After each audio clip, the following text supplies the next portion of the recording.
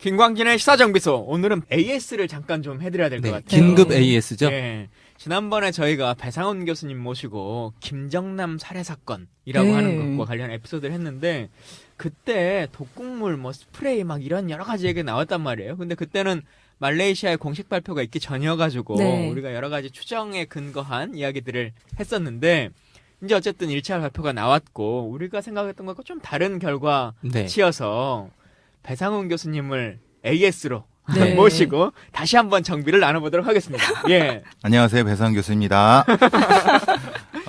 AS를 해드린 거는. 예. 그때 VX가 아니라고 그러셔가지고. 예. 저도 지금 아직까지도 VX라는 데는 의구심을 갖고 있지만은 왜냐하면 이 유기인을 기반으로 하는 불소 기반의 그 독가스 형태거든요. 아, 유기인. 예. 그러니까 말하자면은 복잡한 화학식이 있지만은 가장 기본적인 구조는 P하고 F, 불소가 개통이 되는 부분인데 그 계통은 실제적으로 이제 가스 형태하고 액체 형태가 있는데, 만약에 그 로션 형태처럼 발라갖고 했다고 하면 그 여성들은 즉사합니다, 즉사. 거의 그 정도. 그러니까 그러면 그 사람들도 지금도 이제 여러 사람들이 의구심을 갖는 거는 그렇게 양이 많지는 않았을 것이다. 그러니까 10mg 정도 있을 수 있다고 하는데 그러면은 말하자면 일종의 리타딩제라고 하는 이런 거죠. 희석하는. 그러니까 진짜 베이비 오일 같은 거에 샤린 액체를 좀 넣고 양을 많이 한 상태에서 바르게 하고 그걸 리타딩 좀 지연시키는 작용을 할 수 있다면 가능하다. 근데 그거는 매우 좀 정교한 그 제법이 필요한 부분이거든요. 그리고 또 하나는 이제 2차 공격이 있었을 수 있다. 그러니까 이거 녹음하고 그 다음 날인가 KBS 9시 뉴스 팀한테 인터뷰를 한 적이 있었는데 화면을 봤어요. 근데 우리가 본 거는 그 공격하는 장면만 있잖아요. 근데 공격한 뒤에 그 김정남이 걸어가요. 그렇죠. 걸어가면서 어디로 가요? 메디컬 센터로 가요. 메디컬 센터에 가서 잠깐 화면이 잠깐 끊겨요. 그게 끊긴 게 몇 분 정도 끊긴 다음에 바로 그 이 베드에 누워갖고 막 그러더라고요. 그 중간에 무슨 일이 있었는지 모르겠어요. 그리고 그 다음에 그 중간에 이제 바깥에 의문의 여성과 남성이 한둘이 있더라고요. 여행객일 수 있다고 생각하는데 어쨌든 제가 이 말씀 왜 드리냐면 일부 전문가들도 얘기하는 것처럼 이게 두 가지 약품이 이 혼용돼서 사용하게 되면은 이렇게 될 수 있다. 말하자면은 초기에 아이샤가 공격한 부분은 1차 공격, 2차 공격은 메디컬 센터에서 어떤 형태가 돼가 그거를 그 강화시키는 제재가 사용됐다고 하면은 지금 이 상태는 설명이 된다. 그러니까 단지 아이샤가 이렇게 묻혀갖고 했다는 건 그건 말이 안 된다. 왜냐하면 VX의 특성상 너무 양이 그 상태 너무 많고 흔히 말 문질러 바르는데 본인들도 안 죽고 다 그 특히 이제 아이샤 흐엉 아이샤 같은 경우는 몸에 뭐 반응도 없고 그러니까 흐엉만 손에 뭐가 있었다고 하는 정도라고 하면은 이거는 그 상태로는 설명이 안 되는 거고 만약에 그렇다고 하면 이런 정교한 제법을 외국의 어떤 특정한 콘도미니엄에서 다시 제작을 했다라는 걸 설명을 해야 되는데 그게 참 어려운 거예요. 그러니까 제법 자체에 대한 설명이 다시 필요한 부분이고 공격 방식에 대한 것도 종합적인 분석이 필요하다. 그 제법 부분은 그들이 제조하지 않고 예를 들면 뭐 북한 당국에서 건네받은 약품을 사용했을 수 있잖아요. 그렇죠.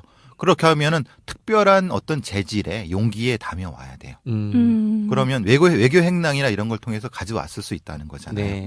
근데 이제 그러면은 그 위험성을 부담을 해야 되는 거고 전반적으로 가장 큰 문제는 그거예요. 지금 모두 다 얘기했듯이 왜 이 미련한 짓을 했냐 이 말이에요. 했다고 하면 김정은이.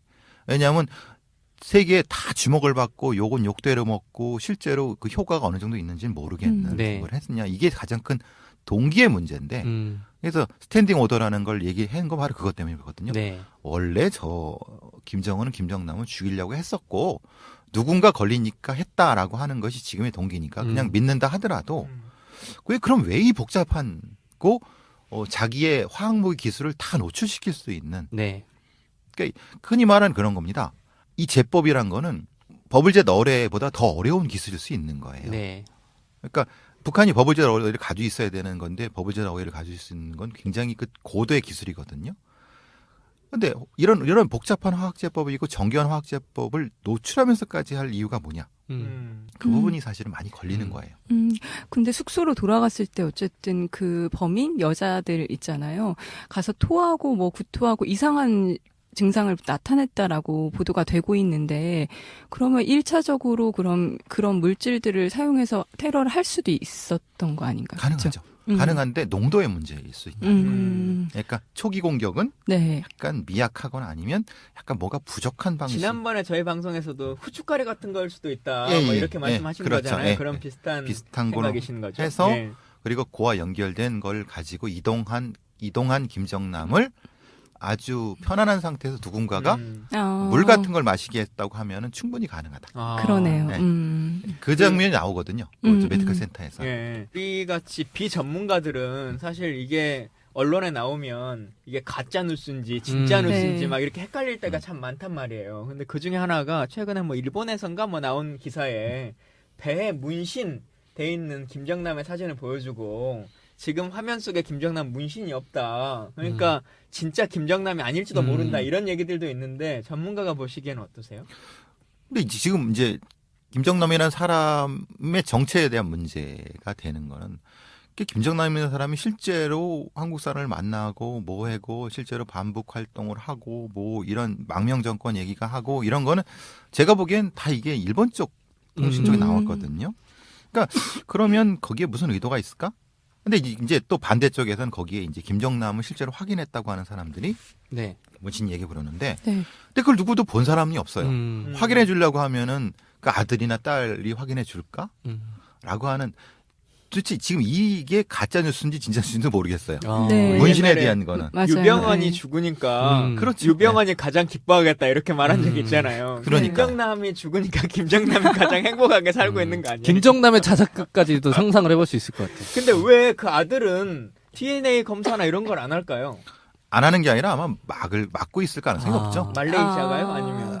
아니 이거는 말레이시아와 중국의 문제가 되겠죠. 그러니까 이게 중국에서 허락을 해줘야지 말레이시아로 넘어갈 수 있는 거고. 네. 그리고 이제 말레이시아도 그걸 확인해야 되는데 초기에 확인을 거부했던 거는 그러니까 이게 이제 김정남이냐고 했을 때 그 초기 발표 때는 김철이다. 네. 네. 김정남인지는 가족이 와야 된다라고 네. 하는 것은 그들이 가지고 있는 정보가 사실 초기에 미약했고 어떻게 할지를 몰랐을 거고 결정적으로 이제 VX가 나오면서 이 사건이 굉장히 커진 부분인데 초기에 이 사람들은 그걸 검출하지 못했던 것 같아요. 네. 이런 상상은 할 수 있지 않아요?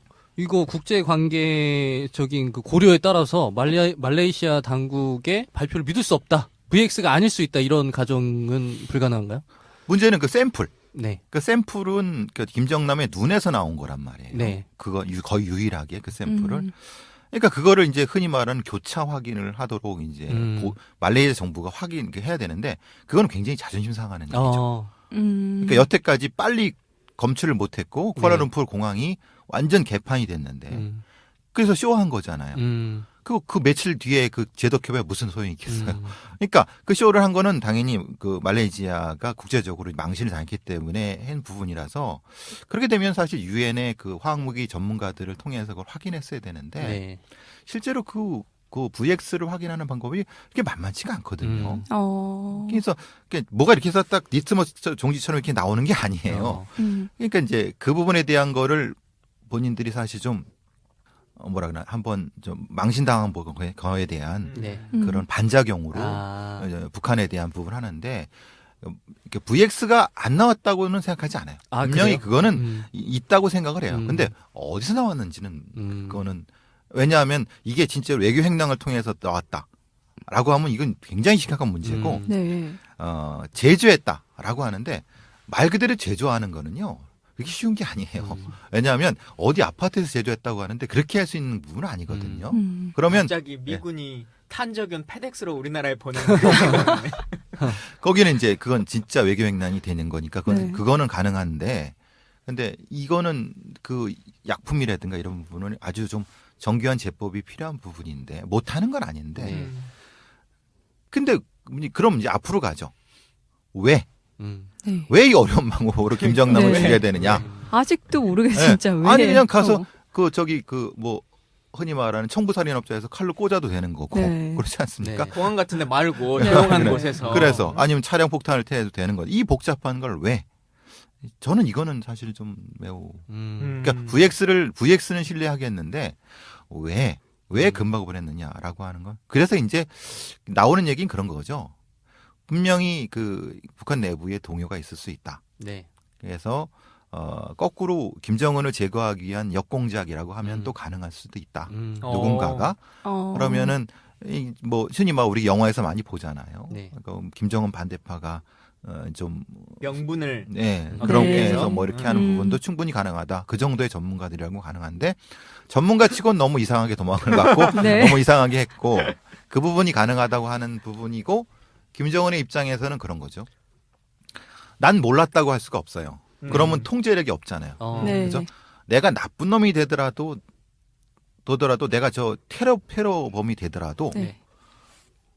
알았다. 내가 네. 스탠딩 오더를 맞아요. 내린 거다. 거다라고 네. 해야지 이 시스템을 장악력이 내가 생기죠. 장악할 수 있는 건데 내가 모르는 상황에서 누가 죽었다라고 하면 이거는 대외적으로는 완전히 개망신당하는 거거든요. 네. 개망신당하면 정권을 잃으니까 네. 분명히 누군가는 김정남을 죽였고 VX를 죽였는데 이 관계는 진짜 이거는 모르겠다는 거예요.